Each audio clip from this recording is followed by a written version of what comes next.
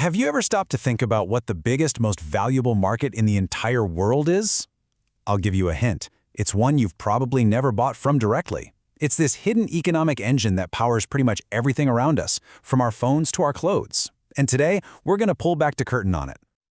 Think about any of your favorite products. Your phone, your car, maybe the shirt you're wearing right now. We all know the famous brands that sell them, right? But that's not the whole story. The real story involves this hidden network of creators, kind of like a ghost in the machine that's actually bringing everything to life. Okay, let's take this phone as a perfect example. We all know the brand, we all know the logo. But who really built it? You're probably thinking, well, Apple, of course. But it's not quite that simple. Let's dig a little deeper. See, in reality, an iPhone is basically an all-star team of incredible parts made by a bunch of other companies. That amazing camera lens, that comes from a company called Largan Precision. The brilliant display, that's from Sharp and LG. And the powerful microprocessor, the brains of the whole operation, made by Samsung. These are all absolute giants in their fields, but here's the key. You don't buy from them. Apple does. And this relationship, where one business sells its products to another business, it isn't just about Apple. This is the very engine of a global market that is so enormous, it's hard to even wrap your head around it. And yet, it operates almost completely behind the scenes. So, what do we actually call this hidden economic powerhouse? Well, you might have guessed it, it has a name. It's called business-to-business marketing, or B2B for short. Now, that definition sounds a little academic, right? But all it really means is that it's a market where the customer isn't a person like you or me. The customer is another organization. Simply put, the output of one company becomes the input for another. Let's make this even simpler. A great way to think about this is with something we all know, a bicycle. Think about it. You don't go out and buy tires from one store and handlebars from another and a seat from a third, right? No, a single bike company, the assembler, buys all those individual parts from dozens of specialized suppliers. Every one of those transactions is a business-to-business sale. Then they put the whole thing together and sell the finished bike to you. Out of that entire long process, only the very last step was a sale to a consumer. Okay, so now that we get what it is, let's talk about the sheer scale. Because the market we all see as consumers, the one we interact with every day, it's really just the tip of the iceberg. The real action, the bulk of all the economic activity, is happening way down below the surface.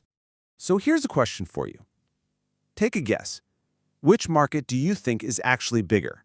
The consumer market, what we call B2C, where we buy our coffee and clothes? Or this business market, B2B, that we've been talking about? All right, you got your answer?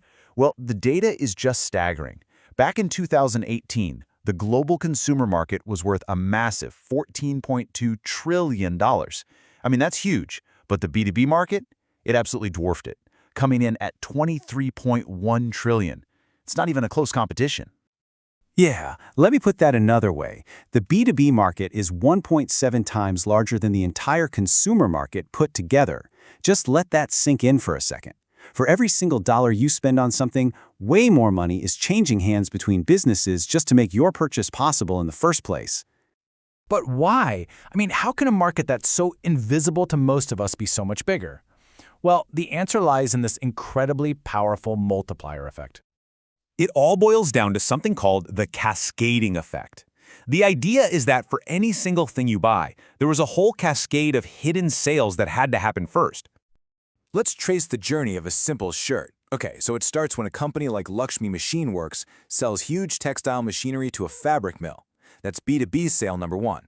Then that mill uses those machines to weave fabric, which it then sells to an apparel company. That's B2B sale number two. Then, the apparel company makes the actual shirt and sells it in bulk to a retailer. That's B2B sale number three. It's only then, after all that you finally walk into a store and buy that one shirt. See? Just one consumer sale, but it was built on a foundation of at least 3 business sales.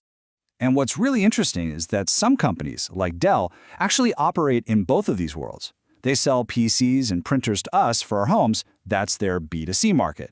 But they also sell massive enterprise servers, huge storage solutions, and really complex services to universities, governments, and other big companies. And you might be surprised to learn that for many of these companies, their B2B revenue is way, way higher than their B2C revenue. So why does all this matter to you, personally? This is interesting, but what's the takeaway? Well, because whether you realize it or not, this hidden world is very likely where your professional life is going to happen. Think about it this way. The vast majority of professional jobs out there aren't in selling things directly to the public.